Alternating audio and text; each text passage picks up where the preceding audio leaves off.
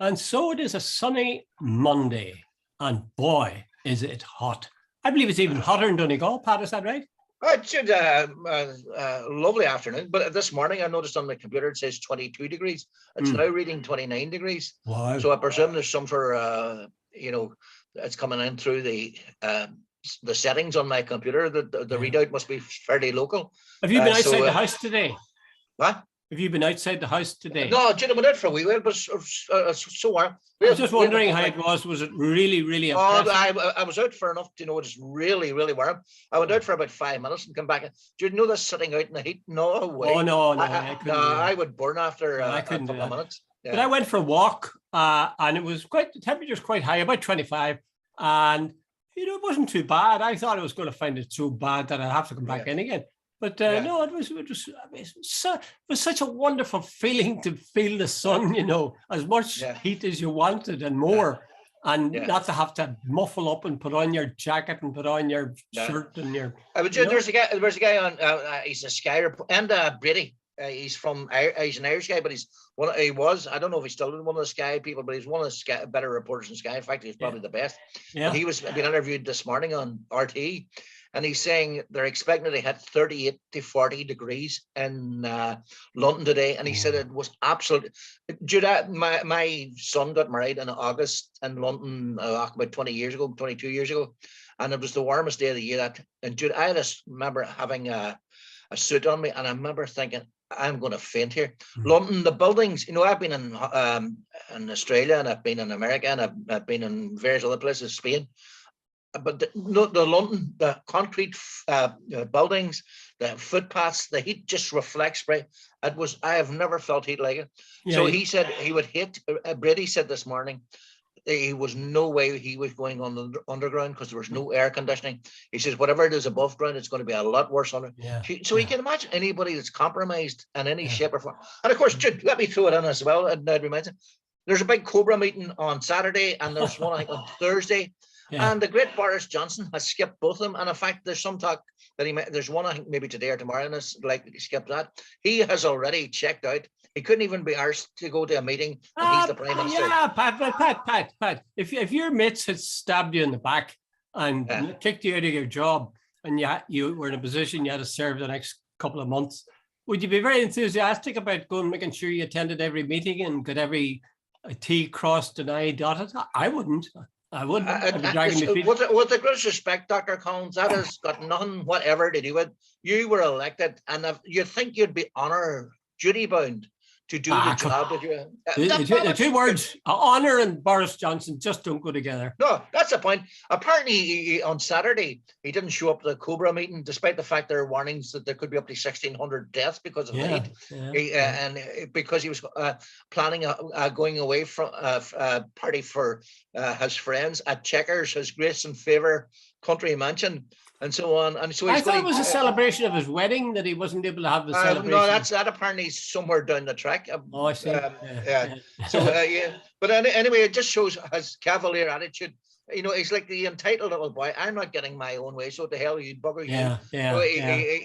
He's already clocked out, and he's no longer Prime Minister in real terms. Yeah. Well, having said that, I will be coming to this later on. But when I see the candidates that are lined up to replace him, I'm always tempted to say, Boris, come back. Everything is forgiven. Let's discuss them now. Come on. Oh, okay. Well, how many did you watch the two so far? Jude, I watched about 15 minutes of the one that was on, what was it, BBC, what was it, I can't even, Channel 4. Your man, that was Friday, last Friday night. I watched about 20 minutes and I said, the alternative here is slitting my wrists. It was that depressing and that boring. I stopped watching, Jude. I really did. It just says, I'm not watching this crap. It was terrible.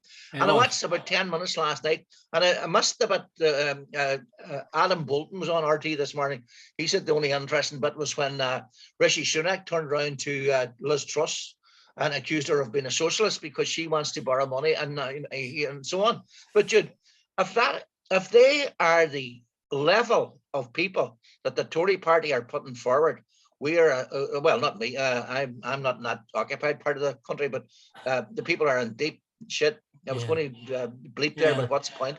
Well, Dude, they are a disaster. Penny Yermuck or Penny Martin, the only thing she's got looking for is she's good looking. That's right. She was very, very bland, and you really didn't say anything at all. But I felt that that Friday first debate, that they were like two like boxers, a couple of boxers feeling each other out, you know, playing cagey, making sure they didn't make any mistakes. And then the second one, I thought they opened up. Certainly Penny Mordaunt was much more vocal. And I thought Richie Sunak was far more confident. And, you know, did you see the second one? No, but tell me, so I lost the will they love again. You know, I thought the second one was kind of interesting. Well, it's interesting, like you mentioned the fact that they talked about, socialist, you know, you're a socialist if you want to raise taxes and, you know, provide public services. And they also managed to throw in, I think it was Sunak did it, threw in Jeremy Corbyn for good measure. You know, that's not even Jeremy Corbyn would do that. But you know, the funny thing, Jude, apparently, they were all entitled to ask another contestant the question. All four picked Richie Sunak, so it's quite obvious he's the leader that they you know. But you know, hey, look, there's a war, there's a cost of living crisis, there's a war in Europe. There's needs massive renegotiation with the EU. You know, and this is the level of candidate. Where's your, and 50 had said, your John Majors, your Tony Blairs, your Gordon Browns, people of serious people to deal with serious questions. Penny Martin, good merciful Jesus. And the black girl who told, I can't remember her name, who said she had worked in McDonald's. Kemi something, but what she didn't say was Daddy is a university lecturer and Mommy is a doctor. You know, everybody said, "Oh, isn't she great? She's working class. She worked in McDonald's during her summer." That's right. She threw that in. Remember that. Well, the thing I was thinking too, though, was that while I find them all pretty second rate or third rate, even. Two things. One, I thought Sunak, certainly with the second interview, I thought he really got into his stride, and he sounded quite capable, and he was on the ball, and he was confident, and it was counterproductive for them to all say, I have a question for Richie Sunak. Because, you know, I'm asking the headmaster the questions here. So I think that misfired, really. The other thing is this, two things, actually. One is, all it's really telling us is how well they can perform on TV. Now, you can decide that's very important, or you say it's not important at all. There are other things more important. But that's what that's a test of. It's like exams. You know, people do exams. Doesn't show you're smart or stupid. It shows how good you are doing exams. It's like interviews too, Jude. I very rarely did anybody, like I in my other life, you know, people come along and interview for a job as a journalist, and Jude, a lot of people did great interviews, and then when it came to the hurdy-gurdy of doing the day job, Jesus, like, so people can fool you, you know. That's all that was, sort of see your skills on television, and clearly some people are intimidated by it. But by the way, Jude, I'm running this, but is unfunded tax cuts, is that the definition of socialism these days? That's what Rishi Sunak seems to be saying, that the fact that if you're wanting to go for tax cuts and you don't have the money for them, that's socialism. Well, it's hard to know. I have a feeling, you know, that the Tories' term of office is coming to an end. I think people are going to get, somebody said this, you know, you eventually get with a government, the people get sort of bored with them, and they've been in power for a long time, 10 years or more now. But did you hear that they've pulled out? They pulled out that one. What do you think of that? Is that okay? I think I could be wrong, Jude. I think there's a lot of people in the Tory party, the men in suits, who are saying we're starting to tear ourselves apart here. We're going to make ourselves unelectable. In fact, I'd say Sunak's people, and I wouldn't be a bit surprised if the Tory party totally, as an over, have gone to them and said, look, drop this. It's becoming, Jude, they're going to, just following on from your word saying 30 seconds ago, they're going to make themselves unelectable. Yeah, that's true. And you're right that they were tearing into, well, there were signs of, I think it was overstated, the reporting of it, that second debate. They weren't really tearing into each other, but they were being sharply critical of one But another. they were giving Labour more than Labour was. The criticism they were coming up with was better than Sajid Javid, when resigning, had a far more effective attack on Boris Johnson than Keir Starmer did the same day.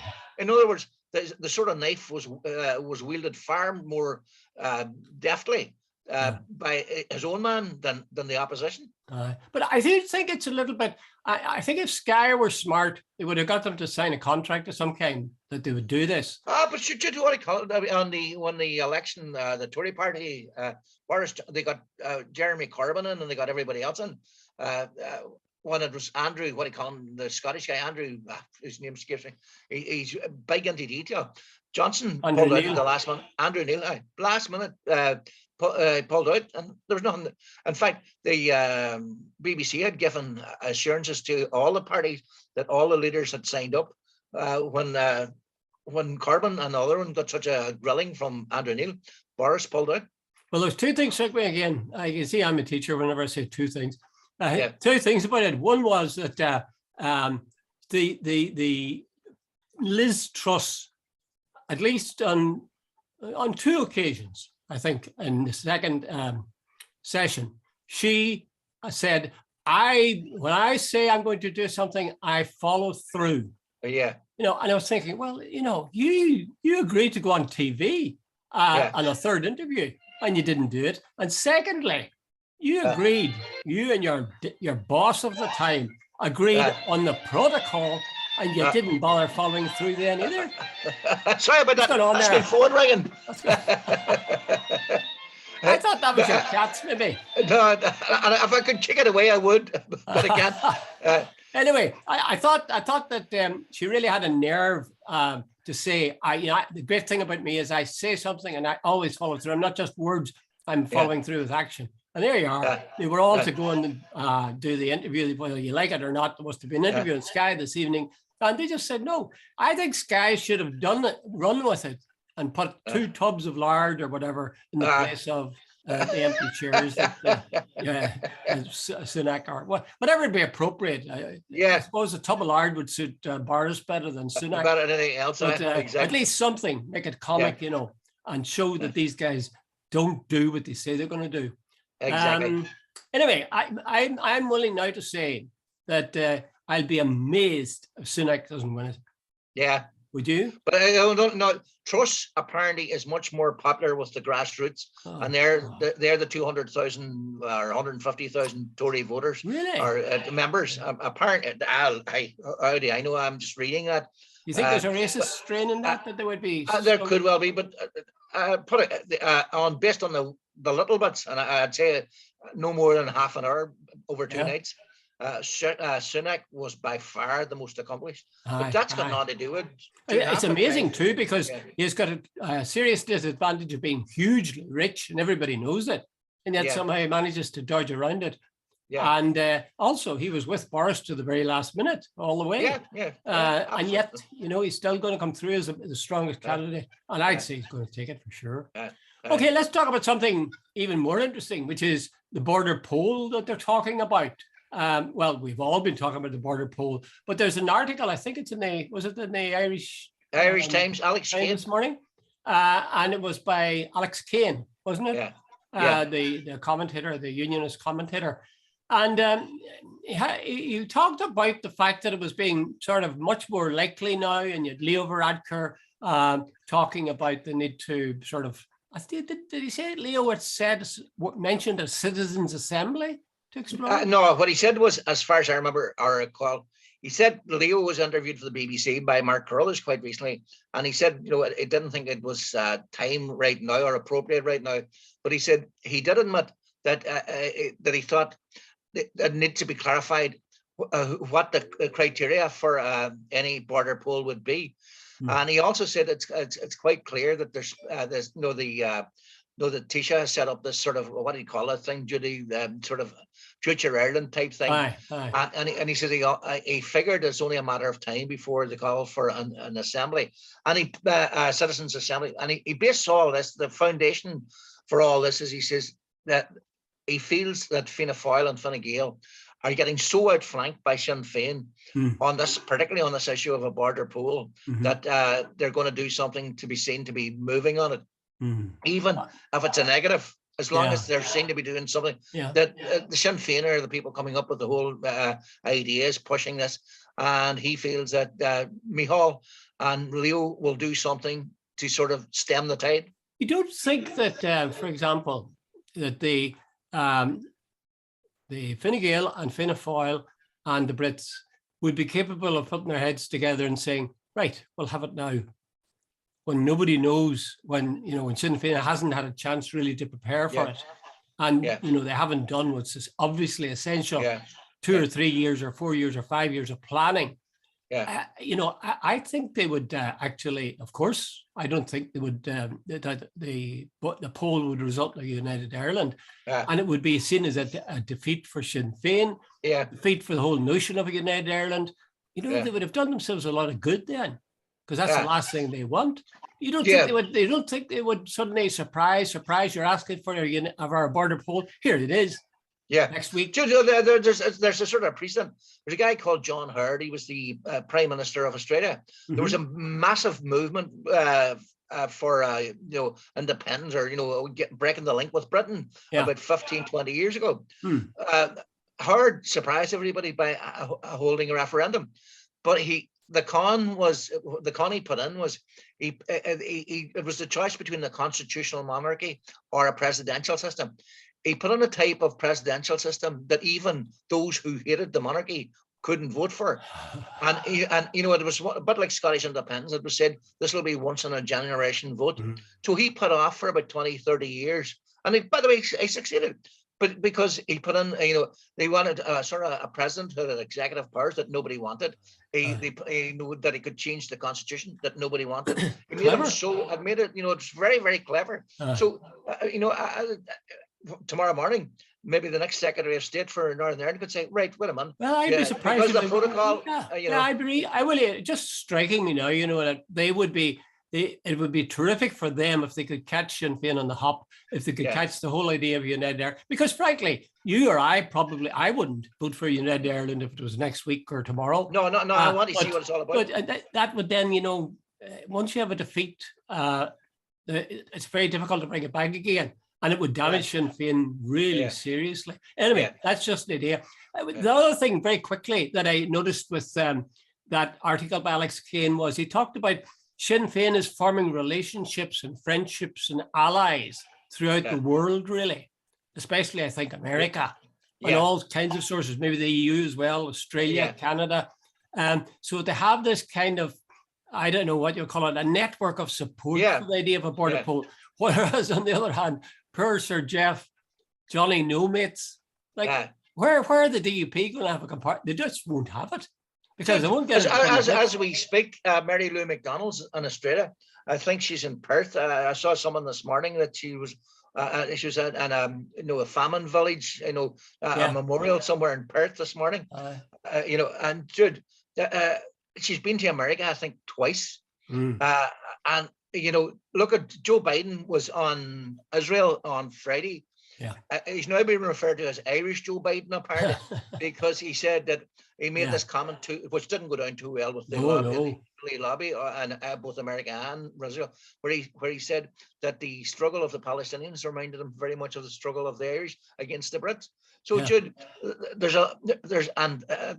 I am surprised as well. The EU has been very, very supportive of Ireland and this whole protocol thing, which I did find surprising. And they've told us that if there was a united Ireland, automatically that would be a part of the EU if we wanted to be. So a lot of things are going for them, and a lot of things aren't going for the Unionists. I've just suddenly realized we've got a minute left, Pat, 2 minutes left. So just last thought, and this is something you remarked on, last weekend, when it just passed, was an amazing good weather and wonderful amount of sport. Were you watching the hurling game? I watched, Jude. I was out yesterday and I come back in and I forgot all about the hurling. And I'm not the biggest hurling fan, but Jude, that is one of the best sporting things I've ever seen. The last 20 minutes of that game was fabulous. Amazing. And you know what was stunning? Right. 82,000 people there. And Jude, but I watched it last night because I wanted to see they played the highlights. And Jude, a lot of things you don't realize about hurling, how unbelievably skillful it is. And they showed one guy, he was running at full pelt, and he hit the ball with his slither or the command, or whatever you call it, and picked up a ball, Jude. He did it in about a tenth of a second. How he was able to do it, a ball lying on the ground, he hit it with the hurley and caught it in his hand. Dude, the hand-eye coordination is out of this world. But how they could score from the distances that they score, I cannot believe that. They must have the strength and accuracy. But I'll tell you, one objection I have is I can never see the bloody ball. Maybe that's the fact that I never, like yourself, I didn't play hurling when I was a young fellow. It was all football. But Jude, I was watching the thing last night. Hey, Jude, they're a different race now. Every one of these guys is about 6'5", 6'6". There's a guy on yesterday, and they are seriously athletic. But let's get on as well, Jude. The Irish team, a rugby team, beat New Zealand. Amazing. That was unbelievable. Oh, incredible. I've got to see it, even though I'm not a rugby fan, really. Yeah. You also mentioned Rory McIlroy nearly making it. Frankly, my dear, I don't give a damn. Because Rory, as far as I'm concerned, is agonizing. Am I British? Am I Irish? Forget it. I don't mind.